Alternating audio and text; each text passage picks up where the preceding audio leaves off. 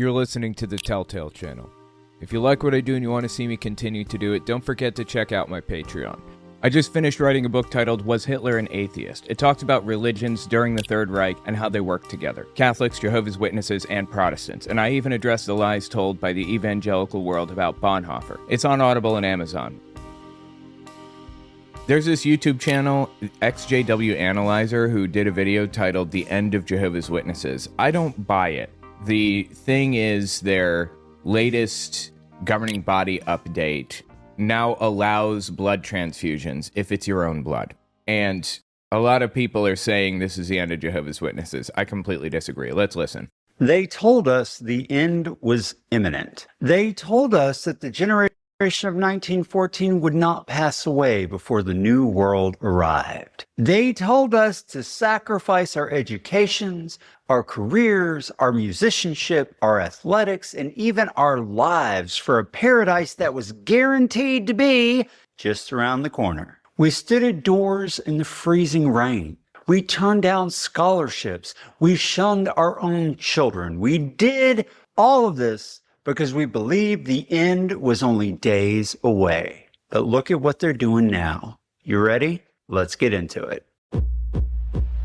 Interesting. I'm skipping past the intro, but okay. December 2025, and if you're paying attention, if you're truly looking at what's happening behind the curtain of the Watchtower Bible and Tract Society, you'll see something that they're desperately trying to hide from you. The organization isn't just adjusting. It isn't just receiving new light from Jehovah. It's receiving court summons. And for the first time in its history, the leadership is panicking. From the shocking reversals on dress codes that we saw, to the quiet rebranding of their most fundamental doctrines, to the devastating criminal cases that have rocked Pennsylvania this very summer, the religion that you and I grew up in is effectively dead. It has been replaced by a corporate media empire that's scrambling to survive in a world that no longer buys what they're selling. Okay, I can agree with that. I don't think that Jehovah's Witnesses are going to go away, or that like the religion is going to disappear or whatever else, but they're definitely turning into something different, that's for sure. The problem is when you deal with larger organizations like this, with cults, or really with any group, there's a buy-in cost, right? Like Scientology's buy-in is very, very high financially. Like you have to put a lot of monetary value into that organization if you want to be a part of it. It costs hundreds of thousands of dollars. Not to mention the social cost of joining. People look at you weird if you go to Scientology, if you join Scientology. And what about your life do you have to change to be a Scientologist, for example? A good bit, a lot of the time. And the change is designed to be gradual so it doesn't shock your system too quickly, and so that they can ease you into it. But the higher the social cost, the fewer people are going to make it to that point of matching up with expectations. This is why there were fewer Heaven's Gate members than there are Jehovah's Witnesses, even though they're both cults. The social buy-in was lower for for Jehovah's Witnesses than for Heaven's Gate. So what Jehovah's Witnesses are doing now, loosening things up, easing restrictions, making it easier for people to live their lives. Now you can wear pants to a meeting if you're a woman. Now you can have a beard if you're a man. Now you can get your own blood transfusion. I mean, it's not ideal, but it's a step, right? People have to go less far to meet the expectations of this organization now. The social expectations are now lower, and it will be easier to bring people in as a result. But it's going to be more mainstream. That's the trade-off. You can either control people completely and have a tiny little group, or you can be mainstream and have a lot of people in your organization and mostly be pretty close to normal, generally. Jehovah's Witnesses are making a sideways transition into mostly normal, pretty much. But they still have hard expectations for their people that they're not going to be able to escape. So they still have a ways to go before they're normal. Just a reminder, I would really appreciate it if you guys checked out my Patreon. If you're not going to donate, you don't have to, but follow me there at the very least. owenmorgan.com/Patreon. Just in case something happens with the government or whatever. It would be really good if you had some way to connect with me and my content. I'm really concerned about that. And maybe you should consider that for other creators too. Today, I'm going to prove something to you. We're going to do a forensic analysis of 2024 and 2025, and I'm going to show you that every major doctrinal adjustment traces back to one of two things: a courtroom or a financial statement. That's it. It's that simple. We're going to look at the real reason they let you grow a beard, and I promise you it wasn't because they reread Leviticus. We're going to talk about the victory in Norway that might actually be the smoking gun that undoes them globally, even though it was overturned. And we're going to expose the legal battles that prove once and for all that this is not a divine organization protected by angels, but a high control group fighting a losing battle against the internet. Now, if you're a PMO, physically in, mentally out, still going through the motions while your brain has left the building, sitting in the Kingdom Hall right now, straightening a tie you no longer want to wear, and you don't have to wear it either, so just take it off. Wondering why things feel off? Well, this video is for you. That's so funny. I appreciate that. Something else he said at the beginning of this: Jehovah's Witnesses are dead. I mean, the organization is dead. Even if these changes upset the existing members who are fully bought in, it's not going to upset them to the point that they'll leave. The sunk cost fallacy is powerful. And, well, by and large, it's not going to upset them until they leave. Some probably will. And B, they're bringing in new members, and that's going to be a much easier process as a result of these changes, since they will be considered more mainstream. There's something else I wanted to say about this, and I'm trying to remember what it was. In the 1920s, early in Watchtower Society history, 1917 is when it was, I remember. In 1916, Charles Taze Russell dies. 1917, Joseph Rutherford takes over in a hostile takeover bid to control the organization, and it was dirty. Like, they were holding elections for the new president, and as their legal counsel and as the person who controlled the board, he forced elections to close before new candidates could be added. So he was literally the only one in the running. And according to their legal statute, since he's their legal counsel, nobody else could be added to the elections. That whole situation pissed people off so much, especially over the course of the next 12 years or so. It pissed people off so much that they split off. They lost up to a seventh of their population. They lost a ton of people. And they created like branch religions, a whole bunch of different versions of Jehovah's Witnesses and Bible students and stuff like that. That's what they were called at the time, Bible students. That's not the type of situation we're facing here. That was a full-blown hostile takeover with bad blood. This is people reinterpreting the Bible with a veneer of honesty. So you may lose a few people, but by and large, this is going to be very good for Jehovah's Witnesses. Follow the money. Let me set the stage. To understand everything that's happened in 2024 and 2025, you have to understand Norway. If you've been a witness for more than 5 years, you remember the atmosphere. You remember the pressure. I gave 40 years of my life to this organization, and I can tell you the obsession with appearance was not just a suggestion. Right, 100%. It was a mandate. It was a litmus test for your spirituality. Absolutely. You had to look the part. If you had a beard, you were rebellious. You were worldly. If a sister wore pants to the midweek meeting, she was spiritually weak, maybe even a stumbling block to the brothers. Yeah, you didn't do that. I have never seen that before. It was binary. You were either clean shaven and in a suit, or you were bad association. There wasn't any in between. But then 2024 happened. Suddenly, the governing body announces that brothers can have beards. Sisters can wear slacks. You don't need a jacket and a tie anymore. The internet exploded with one question. Why? Why would God, who supposedly directed his people for a century to be clean shaven to distinguish them from the hippies and the rebels of the 1960s, That's not why, of course, but okay. suddenly decide in 2024 that facial hair is acceptable? I think it's because Toni Morris had been on the governing body since 2000 or 2003 or something like that, and was forcing them backwards. And the governing body, in my opinion, probably got sick of that and decided to kick his ass off. Now that they've kicked his ass off, they've made all these crazy changes since he left.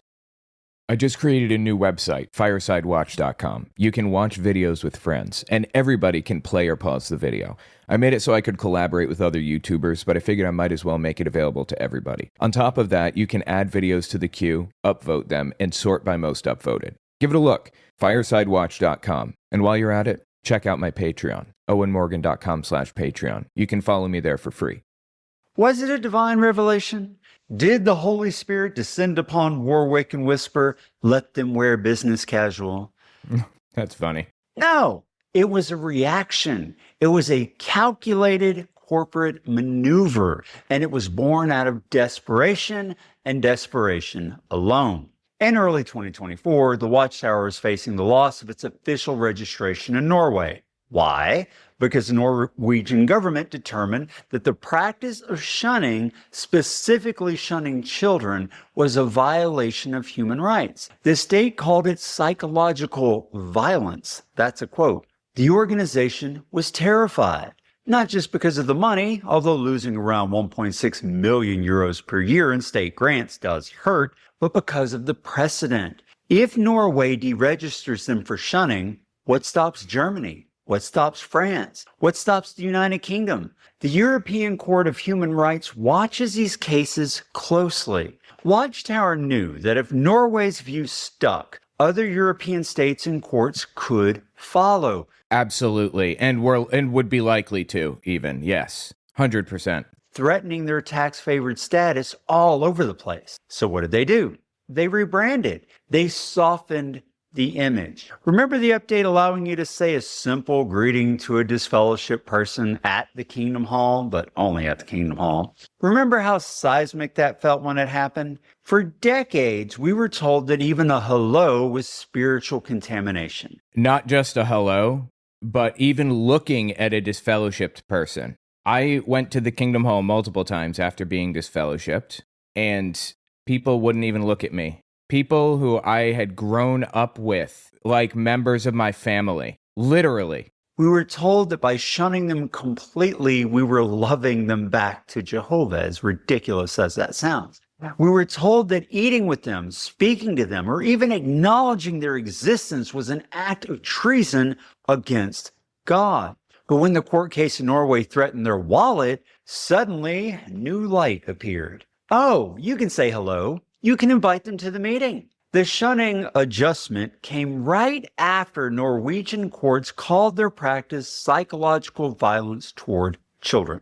I have to wonder how Jehovah's Witness lawyers justify lying on behalf of the organization, or at least heavily bending the truth. Like, part of being a lawyer and arguing in court is arguing from a specific perspective, right? Maybe not even lying. You don't have to call it lying, but you're arguing from a perspective that you may know is not accurate. You do the same thing in critical theory, like critical race theory or critical feminist theory or whatever. You argue from a specific perspective to give yourself a better idea of, the oppositional position or whatever. How do Jehovah's Witnesses justify that? That is not okay. Even doing anything approximating that would be very, very forbidden. But they do it anyway. Imagine being a normal Jehovah's Witness and doing something similar to that, like twisting the truth heavily. You would get in all kinds of shit for that. But they're okay with it if their lawyers do it. Many observers, including the Norwegian press, see that timing as no coincidence at all. And the dress code, it landed in the same window where they badly needed to look less controlling in European courts and to stop hemorrhaging young men from the elder and ministerial servant pipeline that they had built up and was greatly dwindling. The organization couldn't fill ministerial servant positions. That's the entry-level leadership role, basically a deacon. They couldn't get elders. The young ones were leaving in droves because they could find community elsewhere without all the ridiculous restrictions. So Watchtower did what any failing corporation does. They relaxed the code to retain the workforce. Right. That's what I was talking about at the beginning of this. They've made things more mainstream so that they can attract a more mainstream kind of audience or whatever, but they're trading that for control. They have less control now. It's not spirituality, it's staffing. They need bodies and seats. And if allowing a beard keeps a 25-year-old brother from walking out the door, they're going to allow the beard. It's a retention strategy disguised as revelation. That might be. Now, I know what the That may not even be a conscious effort on their part. That's just how cults work, generally. apologists are going to say, but we won. In March 2025, the Court of Appeal in Norway ruled in our favor. We got our registration back. Yeah, you did. And let's talk about that because it's one of the most cynical victories in the history of this religion. In March of 2025, the Norway Court of Appeal unanimously overturned the decision to revoke the registration. They awarded the Watchtower 8.5 million kroner in legal costs. Wow, the kroner. Interesting. On the surface, looks like a slam dunk. The organization is currently parading this around as proof of Jehovah's blessing. But have you read the court transcripts? Have you looked at the arguments that Mother Watchtower had to make to win that case? To win, Watchtower lawyers had to stand in a secular court and argue that their discipline is voluntary, protected by religious freedom, and does not constitute psychological violence or unlawful coercion, especially toward minors. Which is obvious, complete nonsense. You're a disfellowship person listening to this, or if you've been shunned, you know the reality on the ground. You know that leaving is not free. You know that the consequences are total social death. You lose your parents, you lose your siblings, perhaps your business partners, all your friends. You lose the entire support network that you were born into. You are erased from the lives of everyone you love. Absolutely. That's the reality. The organization went into that court and presented a version of their practices that former members will not recognize. They even claimed at this time that they don't shun, that they never use the word shun, and that the word shun was invented by apostates. Maybe one of the most offensive things Jehovah's Witnesses have ever done to me personally. To lie so egregiously and openly like that is disgusting. So you can go back through their website and find a billion examples of the word shun. They've made videos with the word shun. I mean, I covered all this before, so I don't want to again. But the point is, they're lying. They won on a technicality of religious freedom, essentially arguing that they have the right to enforce these practices because it's their belief. But here's why this is a Pyrrhic victory, a victory that I think it's Pyrrhic, but okay. Costs more than it's worth. By fighting this publicly, they exposed their internal procedures to the world. They showed the public that they will fight tooth and nail to protect their right to shun. And the rank and file members, they're seeing the hypocrisy. They're seeing the governing body say one thing to the court, we don't force anyone to stay, and another thing to the congregation. If you leave, you're handing yourself over to Satan. The cognitive dissonance here is breaking people. But this isn't the first time this has happened. Back in 2015, Jeffrey Jackson testified before the Australian Royal Commission and refused to openly state what Watchtower teaches and all witnesses knew. He hemmed and hawed and talked around questions. Many witnesses watched that testimony and left. Because if we have the truth, why was he hiding it?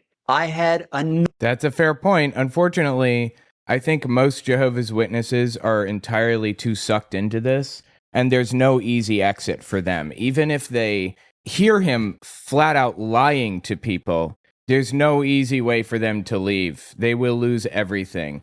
And even leaving mentally isn't an option. They're too bought into the belief at this point for the vast majority of people, I'm sad to say. Number of people reach out to me and tell me that's why they left the religion. So yeah, in Norway, they won the money, but in doing so, they revealed their true nature and they're losing their own people because of it. Oh yeah, I remember the Pennsylvania CSA stuff. I believe the Pennsylvania Attorney General went after Jehovah's Witnesses and did this big press conference. I have the video on it we may watch in a bit. Let's see what he says here. Now, while Watchtower was celebrating the Norway decision, something much darker was happening in the United States, Pennsylvania, the birthplace of the religion, ironically enough, where Charles Taze Russell started it all, and where the organization is currently facing its greatest moral reckoning. Throughout 2024 and 2025, the Pennsylvania Attorney General's office has been relentlessly pursuing child sexual abuse within the Jehovah's Witnesses. And I don't just mean old cases from the 1970s. I'm talking about a systematic exposure of how the organization hid predators. Let's look at the timeline for 2025 alone. In January, David Belosa was sentenced to 2 to 4 years in prison for abusing a child in Philadelphia.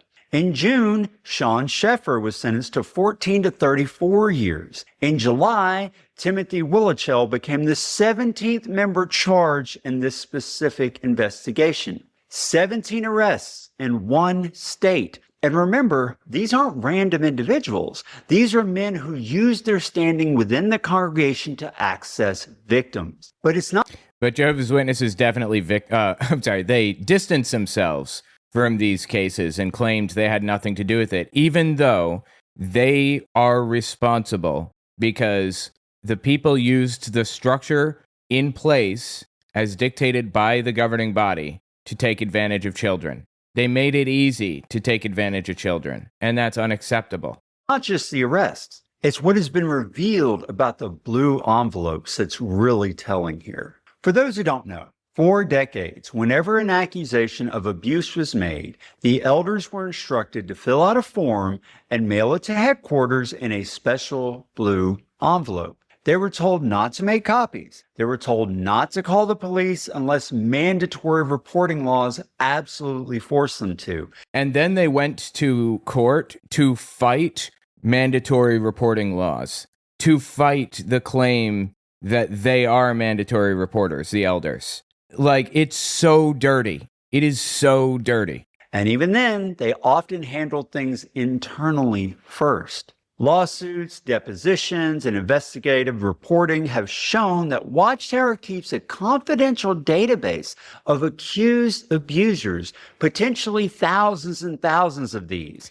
People say 30,000. That's the number being bandied about. 30,000 names going back to the 1990s. Fed for years by those blue envelopes reports. The Pennsylvania grand jury probe is now dragging this into the open. They have the names, they have dates, they have confessions. And did they warn the congregation? Did Watchtower tell parents, hey, this brother who just moved to your hall has a history of molesting children, be careful? No. They protected the confidentiality of the abuser to avoid bringing reproach on Jehovah's name. What a sick fucking term, right? You can't bring reproach on Jehovah's name, so you can't do all kinds of things like report child sexual abuse to the authorities. Think about that logic. They're more concerned with the reputation of the corporate brand than the safety of a 7-year-old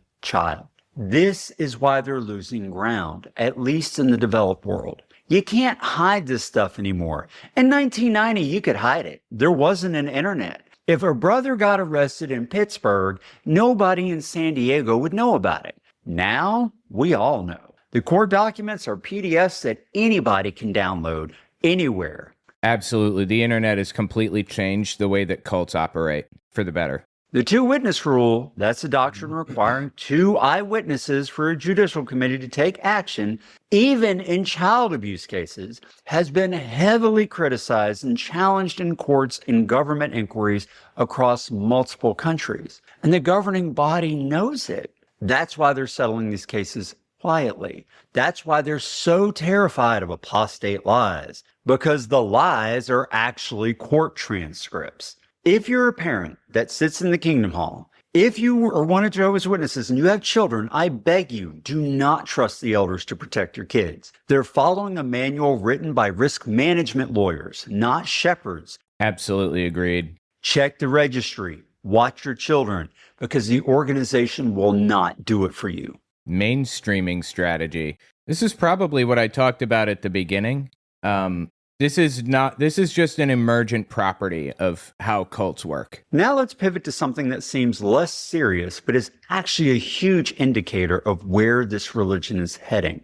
The Good News Convention song. I've talked about this before. A Savior has been born. Bethlehem, the melody, the lyrics, the bells. I played this for people that I worked with who had never been witnesses, and every single one of them said, "That's a Christmas carol. Why does this matter?" Really? I've never heard that before. That is interesting.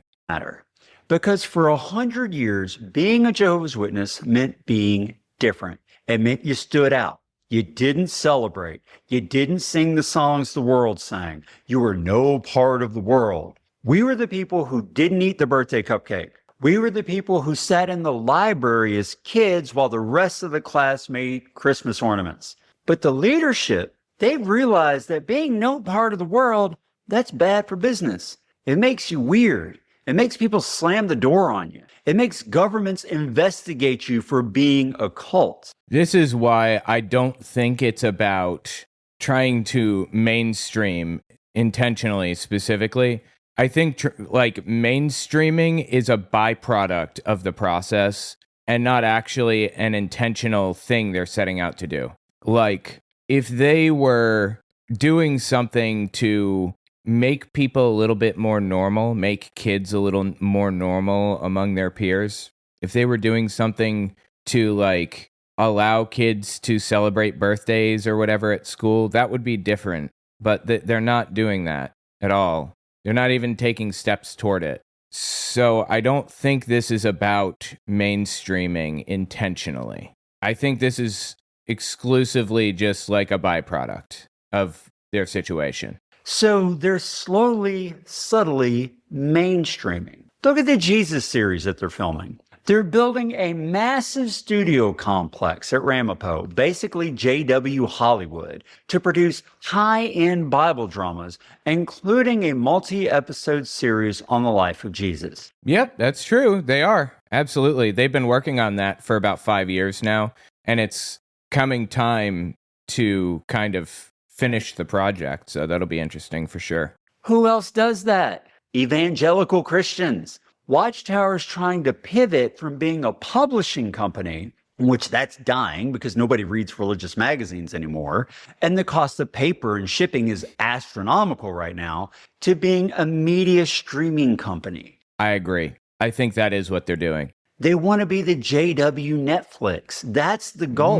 That's a bit of a stretch, but yeah, I agree they're trying to be a media company for sure. And to do that, they need to soften the edges. They need to make the religion palatable to a broader audience. Here's a pattern I want you to see. High control groups struggle to survive in the information age, but generic conservative religions persist. They're trying to make the jump from doomsday cult to TV church in one generation. They're trying to go mainstream before the ship sinks. And you know what? The sheer audacity of that, it's just breathtaking. I agree, I think, with what he's saying here. Let's talk data. The Watchtower loves to publish their grand totals every year. They love to say, we have 9 million publishers. The work is speeding up. But if you look at the latest service year report and you really crunch the numbers, it is not speeding up, yeah. You'll see the truth. And the truth is that in the Western world, Europe, North America, Australia, the religion is shrinking. The only reason the numbers look flat or slightly up is because of two things. Those are, first, growth in the global south. Africa and parts of South America where internet access is less widespread are propping up the global total. This dude is really knowledgeable on the subject. I appreciate that. But even that has begun to slow down. Second, the check the box change. Remember when they removed the requirement to report hours for regular publishers? Now all you have to do is indicate that you shared in some form of preaching during the month. No specific hours required. How does that matter? That was a big fucking deal, that change. That surprised the hell out of me. And come to find out, pioneers are now getting, I think, 15 hours a month or 20. I mean, it's low. It is much lower than it was when I was little. I think a special pioneer got 90 hours a month. A pioneer got 70 when I was little. And an auxiliary pioneer got 50. I'm not 100% sure on all of these numbers. You're going to want to double check them. But the point is, it's much lower now than it was before. So they've basically made door knocking an option for people. That is interesting. I'm kind of wondering if the Watchtower will use AI. Absolutely, yes.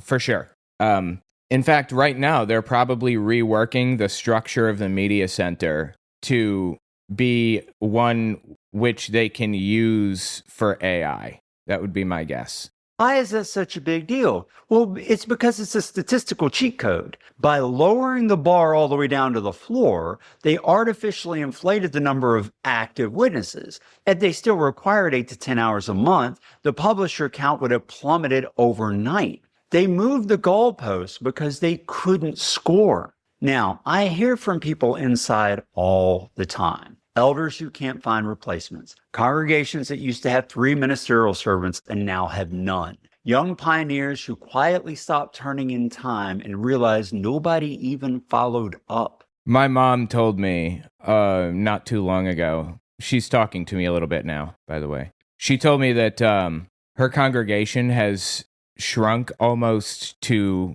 disappearance completely. It's tiny, almost non-existent.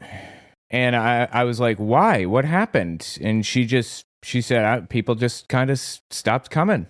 Her congregation is apparently very liberal with the rules now. It's wild. This spiritual paradise is running on fumes, and the people still inside, they can feel it. Now let's talk about retention. The Pew Research Center has independent data showing that 2 out of every 3 people born into Jehovah's Witnesses leave when they become adults. That's a 66% failure rate. Imagine a car company where 2/3 of the cars fell apart after they drove off the lot. That's the Watchtower right now. They're losing the youth. Gen Z, Gen Alpha, they have zero tolerance for being told they can't Google something. The Watchtower can't control the information flow for a 15-year-old with a phone and a TikTok account. This is why they push cart witnessing so hard. Absolutely. Have you noticed? You rarely see them knocking on doors anymore. They stand by carts looking at their phones. It's been years since a witness came to my door. Now, I got a flyer last year for the memorial, but I was at home at the time. It had already been years for me since I'd seen, like, before the cart witnessing stuff. Oh, shit. Before the cart witnessing stuff, they just don't knock on doors anymore. And even when they did knock on doors, it was spaced out. They almost can't hit all of the doors in the area, but once every 10 years or something. They just don't have the manpower anymore. And not only do they not have the manpower, they don't have the interest, and it's a fraught exercise. It's a waste of time. You never get anybody at the door who's actually interested. They were bringing in almost nobody by door knocking. The vast majority of the people that they bring into the religion were coming in by getting your children baptized. The witness distributing them, they didn't even knock on the door. If I was still a witness, I wouldn't want to knock on the door either, first of all, because if I answer that door, you got a problem. But second, because now people know about the abuse, the documentaries, and they have uncomfortable questions. Door to door is ineffective and demoralizing. But standing by a cart allows the member to feel like they're doing something without actually having to confront the public. It's busy work. It's designed to keep the member inside. Absolutely. Door knocking was always designed to keep the member in, not to get other people to join. I agree. Not to bring new people in, not really. And it's pretty pointless now. Like they've kind of moved past that at this point and don't really care as much. Although to be perfectly honest, I think that they should put some emphasis on door knocking because it keeps up their reputation, their brand, reminds people of who they are, brand recognition, if you will. If I were a cult leader, then that's what I would do. I, of course, hope that they don't do that because I want them to fail miserably. Either way, they're not going to be able to shake the cult reputation, so it doesn't really matter too much. I want to take a moment to speak to the human side of this. We talk about court cases and statistics a lot, but we can never forget the blood on the floor. This is happening more than you realize. I get emails from people all the time who are leaving because of decisions they see the Watchtower making or they have already made. Decisions that are clearly driven by corporate protection, not shepherding the flock. The internet is waking people up, just like it woke people up about the organ transplant doctrine. Did you know about that one? Back in the day, organ transplants were banned for about a decade. In 1967, the Watchtower declared that transplants were cannibalism. Then in 1980, the policy quietly changed. Now a transplant's fine. How many people died refusing a kidney between 1967 and 1980? That's one of the most egregious, disgusting examples of what Jehovah's Witnesses have done. Absolutely. And I talked about this in my book on the subject, Understanding Jehovah's Witnesses. Because of that doctrine. Did Watchtower apologize to their families? No, they just moved on. Dead fucking silence. This is the cost. It's not just being weird, it's lives. It's the suicides of youth who don't fit in and are told they're detestable because they're different. It's the battered wives who are told to go back to their abusive My mom. Yeah, absolutely. That's real. That shit is real. That's not theory. That shit is fucking real. Because they're different. It's the battered wives who are told to go back to their abusive husbands to win them over without a word. That happened a lot when I was in. That happened to me personally. My mom kept going back to my dad at the behest of the elders. The elders kept telling her it was the best thing to do, that Jehovah wanted a complete family. That shit's vile.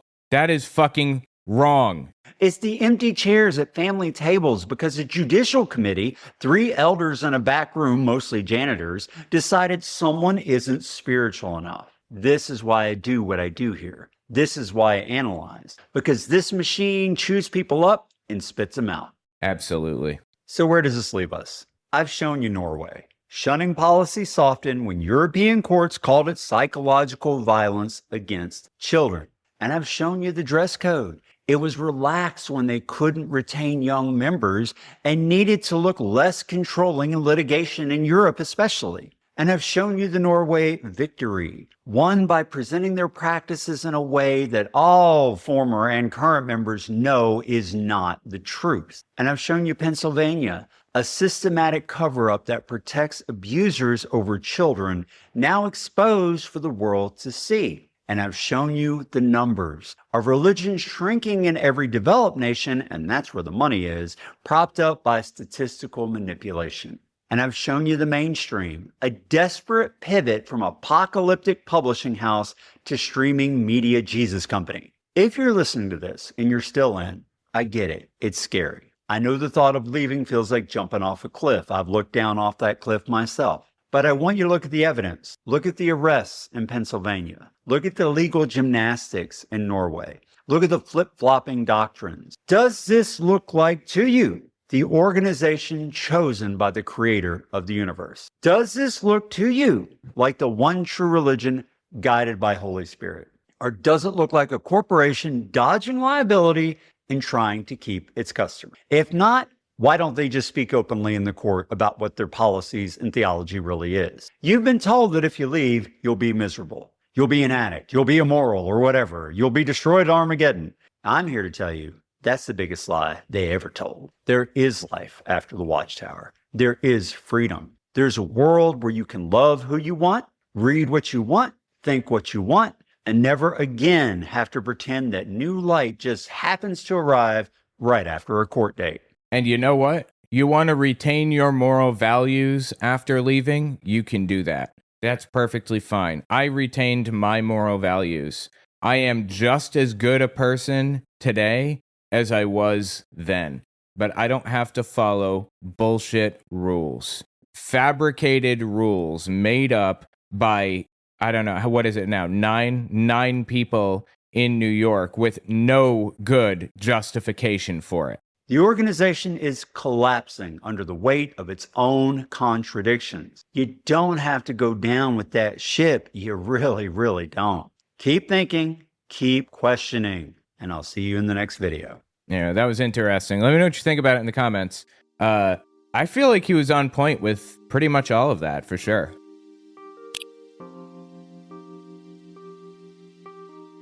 We'll be right back.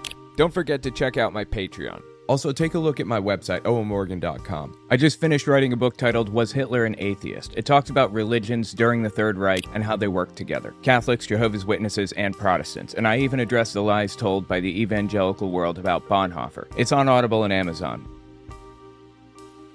You guys remember Josh Duggar, right? Arrested for CSA and CP and a bunch of other really horrific stuff. Well, more Duggars are being arrested right now. What is going on? This is Joseph Duggar and his wife, Kendra, I believe, Kendra Duggar, on parade.com. But this story is all over the place. March 18th, they were arrested for hurting their kid, taking advantage of their kid. Let's find out. Let me read. Joseph Duggar, 31, was arrested in Tontitown, Arkansas on a warrant from Bay County, Florida.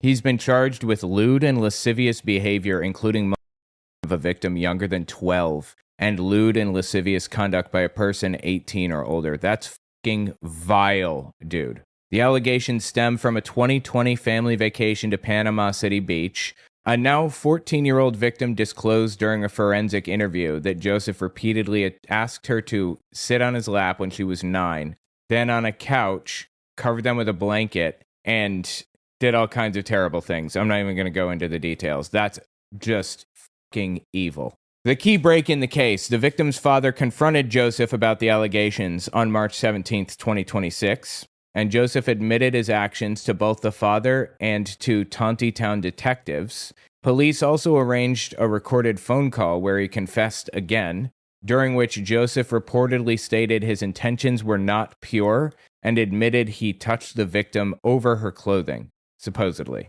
That's what he admitted to. On March 21st, Joseph waived his right to an extradition hearing, and Florida authorities now have 30 days to transfer him from Washington County, Arkansas. Regarding Kendra Duggar, his wife, I believe her on the right here. This is the second shoe dropping. This is March 20th, 2026, 3 days later, I think. Right after Joseph was taken into custody, authorities performed a welfare check at the couple's home. That inspection turned into a criminal investigation when officers discovered multiple locked doors with locks on the outside, securing young children inside rooms. Holy shit, dude. That is illegal. You cannot do that. It's a fire hazard. You cannot lock children in their room. And why would you? Why would you do that? Like, what are you trying to accomplish by doing such a thing? Kendra was charged with 4 counts of endangering the welfare of a minor and 4 counts of false imprisonment, both in the second degree. Joseph also faces these same additional charges on top of his Florida felony. Kendra was released on a $1,400 bond. Holy shit, that's crazy. That is absolutely nuts. What is wrong with these people? Investigate every fucking Duggar all the way up the chain. Talk about a fall from grace, dude. This family their reputation is fucked, as it should be, right? And you know what's so funny about this? We're going to get back to this in a second. Well, funny, maybe not the word, but Michelle Duggar, the mother, made a robocall that went out to a ton of people during an election to try to sway them toward the Republican side. And listen to the robocall. Hello, this is Michelle Duggar. I'm calling to inform you of some shocking news that will affect the safety of Northwest Arkansas women and children. The Fayetteville City Council is voting on an ordinance this Tuesday night that would allow men, yes, I said men, to use women's and girls' restrooms, locker rooms, showers, sleeping areas, and other areas that are designated for females only. I'm sure I don't need to say this, but I'm going to anyway. That was complete fucking nonsense. And they were looking for an opportunity to hurt trans people when there was no reason to do that. But that's rich, right? That's rich. Coming from the Duggar family, saying that they want to protect children. I bet you do.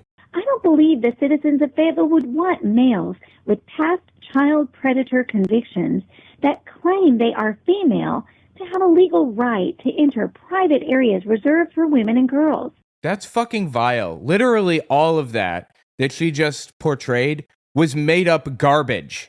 All of it. They were trying to manipulate people emotionally to get them afraid so that they will vote Republican. That is vile. And look at her own fucking children. I doubt that Fayetteville parents would stand for a law that would endanger their daughters or allow them to be traumatized by a man joining them in their private space. We should never place the preference of an adult over the safety and innocence of a child. Literally, none of that is true. Literally, not one fucking bit. Just a reminder, I would really appreciate it if you guys checked out my Patreon. If you're not going to donate, you don't have to, but follow me there at the very least. owenmorgan.com/Patreon. Just in case something happens with the government or whatever. It would be really good if you had some way to connect with me and my content. I'm really concerned about that. And maybe you should consider that for other creators too. Parents, who do you want undressing next to your daughter at the public swimming pool's private changing area? I still believe that we are a society that puts women and children first. Women, young ladies, and little girls deserve to use the restroom in any other women's facility in peace and safety. Will you speak up for protecting women and children? Call 575. Yeah, suddenly she cares about protecting women and children. Totally. Absolutely. That's the end of Michelle Duggar's robocall, but that should kind of give you an idea of what type of people these guys are. Now let's continue with this story. So Kendra Duggar was arrested and then bailed out on $1,400 bond. Family restrictions. Jill Duggar Dillard said the family was shocked and heartbroken, learned about it via text from a friend, and stated they strongly condemn abuse and support the rule of law. I bet. Yeah, totally. Okay. Cousin Amy Duggar, I believe, if I'm not mistaken, Amy is a cool one and isn't in the family belief system or whatever, the evangelical nutcase shit. I don't remember clearly. Been a while since I've seen the show. So Amy Duggar called it sickening, heartbroken, and deeply angry, saying her first thoughts are with the victims, according to Global News. Josh Duggar, currently serving 12 years in federal prison for child sexual abuse material, responded through his attorney, saying he understands the pain of accusation and hopes Joseph can hold tight to his faith and not get bogged down by the noise and hysteria. His lawyer essentially framed Joseph as being falsely accused, despite the recorded confession. A literal fucking confession. Wow, is this what he looks like now? This is on TMZ. Getting some support from, Joseph Duggar getting some support from his incarcerated brother Josh after Joseph's arrest for allegedly molesting a 9-year-old girl. Well, he admitted to it, so, there's that. Josh's attorney, Bo Brindley, tells TMZ Josh is concerned for his bro's well-being, adding he knows the pain of accusation, which only increases with saturated media coverage. Brindley says Josh hopes Joseph can hold tight to his faith and not get bogged down by the noise and hysteria the publicity will certainly bring. He continues, Josh would love to be able to reach Joseph and advise him to keep focused on the truth as he knows it and not to let allegations and accusations drown out the truth itself. These are two child molesters. I'm sorry if I have literally negative sympathy for them now. As you know, the siblings appeared together on TLC's 19 Kids and Counting, the rest of the Duggar family from 2008 to 2015. But the show was canceled after allegations surfaced that Josh sexually abused 5 children, including 4 of his sisters. Josh was later convicted of possessing, I don't know how else to say it, I'm just going to have to kitty, and sentenced to more than 12 years in federal prison.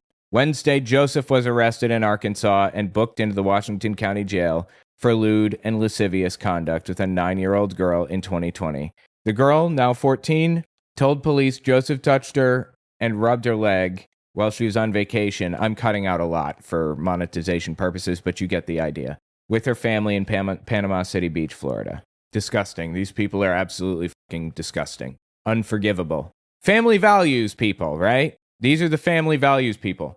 These are the real Christians who are really going to get to heaven. Regarding not the Joseph case, but like the Kendra case, the locked rooms in the home study, here's a little bit more info on that. After Joseph's arrest for the Florida molestation charge, authorities automatically conducted a home study since minors live in the house.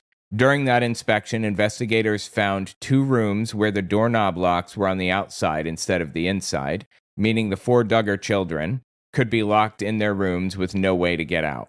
DCFS, which is probably like CPS, Child Protective Services, took custody of the couple's 4 young children. Under Tontitown's municipal code, all egress doors must be readily openable from the inside without keys, special knowledge, or effort, for fire hazard reasons, if no other. And notably, Web Sleuth's forum members pointed out that this is from a website called Soap Opera Spy, by the by. And notably, Web Sleuth's forum members pointed out that the Duggars have a long history of locking bedroom doors from the outside. So this may not be an isolated practice, but something rooted in how the family operates that connects directly to the high control religious environment, they're in. The Duggar family spokesperson tried to downplay it, telling Us Weekly that Kendra's charges are totally unrelated to Joseph's Florida case, calling her arrest ridiculous and a harsh response. Okay, here's something else interesting. Apparently, Michelle Duggar, there's like a car situation with her. When Michelle Duggar arrived at the Washington County Jail to pick up Kendra after her release on bond, paparazzi photographed what appeared to be several bullet holes in the driver's side door of her vehicle. I just created a new website, firesidewatch.com. You can watch videos with friends, and everybody can play or pause the video. I made it so I could collaborate with other YouTubers, but I figured I might as well make it available to everybody. On top of that, you can add videos to the queue, upvote them, and sort by most upvoted. Give it a look, firesidewatch.com. And while you're at it, check out my Patreon, owenmorgan.com/Patreon. You can follow me there for free. The family has not clarified the origin of the damage. Some people online have speculated it could just be dent damage from a poor repair attempt rather than actual gunfire, but it's still unresolved. Okay, that's interesting. Okay, so just a little bit more about the Duggar case now, the Justin Duggar case or whatever his name is. Is that his name? Wait, Joseph, yes. A little more about the Joseph Duggar case. The recorded phone call between Joseph and the victim's father was officially arranged by criminal investigator Chase Norris on March 17th. A controlled call that was recorded and submitted as foundational evidence in the Bay County Sheriff's Office affidavit. Holy shit. So this wasn't just an informal admission. Law enforcement actually set up a pretext call, got him on tape, and he confessed. That is crazy. Sorry, I'm just trying to find more info on this. The family reactions apparently are pretty different. Amy Duggar has been the most forceful. After Kendra's arrest, Amy shifted her focus entirely to the children, saying she wouldn't rush to conclusions about what Kendra knew, but that the moment a person faces criminal charges for the endangerment of children, my prayers shift entirely and without apology to the children. She also directly addressed the 14-year-old victim, telling her she deserves to have institutions work on her behalf, rather than protecting the family's image. 100%. Absolutely. Jessa Duggar posted on her Instagram stories that she learned the news along with the rest of the world and expressed shock, though later she deleted the post. Wow. Sorry, putting some lip chap on. Got some lip chap. That's what they say from across the pond, right? Lip chap. All right, let's continue. Meanwhile, Jim Bob and Michelle, the 2 parents in this equation, grandparents of the children who are being hurt and taken advantage of, posted on her said nothing publicly. They've said nothing publicly. And Josh from prison, as we know, said all of that other stuff about how he's innocent and everything. What a complete piece of shit. Okay, so 2020, the abuse takes place. This is the timeline. March 17th, 2026, the victim's father confronts Joseph about the incidents on March 17th. Joseph confessed to the father during the initial confrontation. It's not entirely clear from reporting whether that first confrontation was in person or by phone, apparently. And here's a critical law enforcement piece. BCSO criminal investigator Chase Norris was informed of this initial confession by a Tontitown detective, and Norris then requested the detective and victim's father call the defendant. So law enforcement arranged a second call, a controlled, recorded conversation where the father called Joseph with a detective listening in. During the call, Joseph admitted his actions, stated he touched the victim over her clothing, and admitted his intentions were not pure. She was fucking 9, dude. My God, these people. I just don't understand what's wrong with them. I don't believe in retributive justice where we're punishing people for things because I want them to be contributing members to society, but like society must be protected from people like this, right? This is fucking evil. And these are the arbiters of morality and justice in our society? Give me a fucking break. Jesus Christ. They're evil. Seriously. They are fucking evil. They are evil human beings. It drives me insane how these people can claim to have the moral high ground, moral virtue, and do things like this. Not to mention like Kenneth Copeland and all of them. They're all fucking evil. Anyway, let's continue here. So law enforcement arranged a second call, and he admitted to what he did in the second call. So Joseph didn't initiate the call. The victim's father confronted him first, got a confession, went to the police, and the police had the father call Joseph again while they were recording. That's the timeline. That was on March 17th. March 18th, Bay County investigators were contacted by the Tontitown detective about the report of past sexual abuse. The 14-year-old victim participated in a forensic interview disclosing the incidents. Joseph was arrested in Tontitown the same day on the Florida warrant. And then that day, March 18th, that he was arrested, there was the welfare check. Immediately after his arrest, authorities went to the home for a standard home study since minors live there. That's when they found the locked rooms, leading to the separate charges. March 20th, 2 days after that, Kendra is arrested. Additional charges are brought. And both she and Joseph received the 4 counts each of child endangerment and false imprisonment. March 21st, extradition waived. Joseph waived extradition. Florida has 30 days to transfer him. And now, this is the final piece of the puzzle, the jailhouse call. There's audio of Joseph's jailhouse phone call was released, and reportedly he was calm and showed little emotion. He called what appeared to be a bail bondsman, saying, "Hi there, this is Joe Duggar here. Hey, I'm over here at the Washington County." He'd apparently already called his dad Jim Bob before making the call, telling the bondsman, "I don't know if my dad mentioned it to you or not, about his being in custody." So his first instinct was to call his dad. That tracks with the IBLP family structure. The dad is the head of the blah, blah, blah.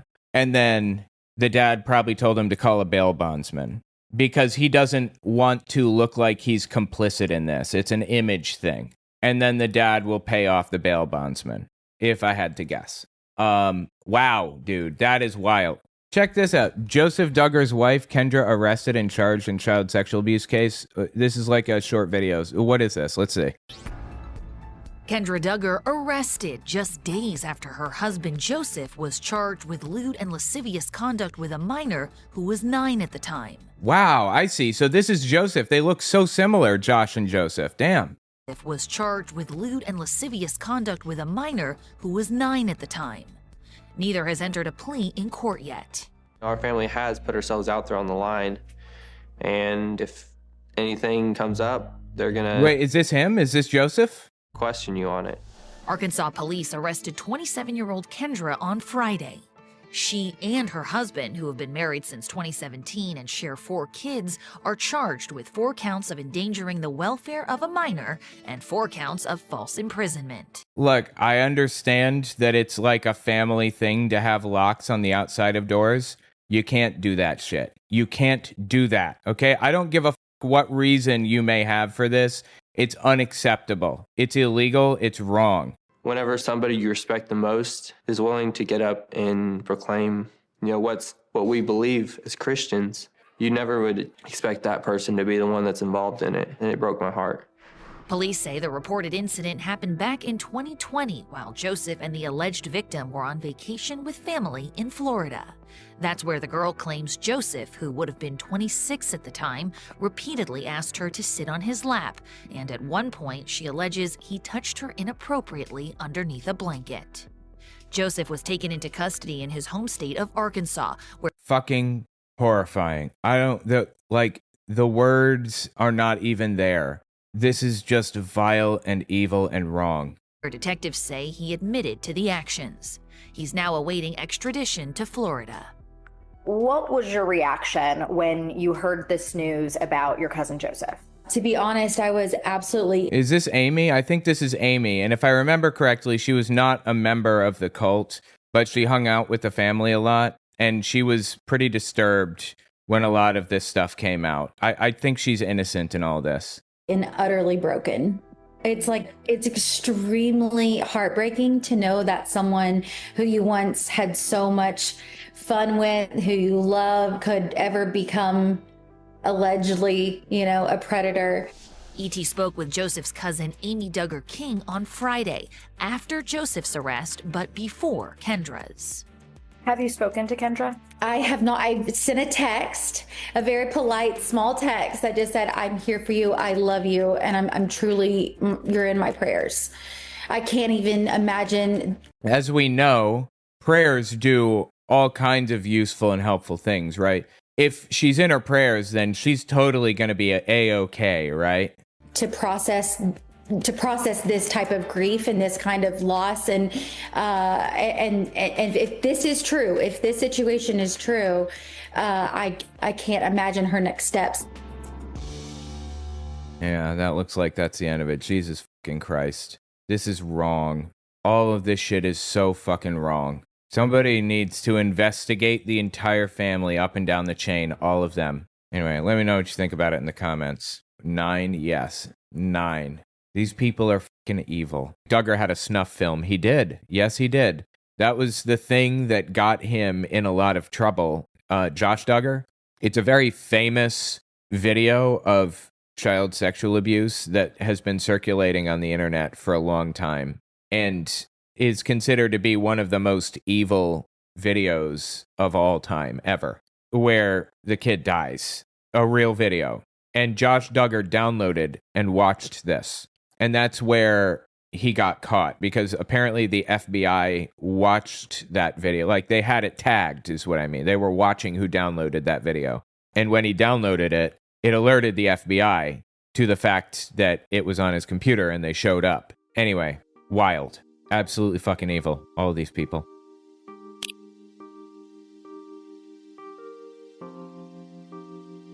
That's all I've got for you. If you like what I do and you want to see me continue to do it, don't forget to check me out on Patreon. I just finished writing a book titled Was Hitler an Atheist? It talks about religions during the Third Reich and how they work together. Catholics, Jehovah's Witnesses, and Protestants. And I even address the lies told by the evangelical world about Bonhoeffer. It's on Audible and Amazon.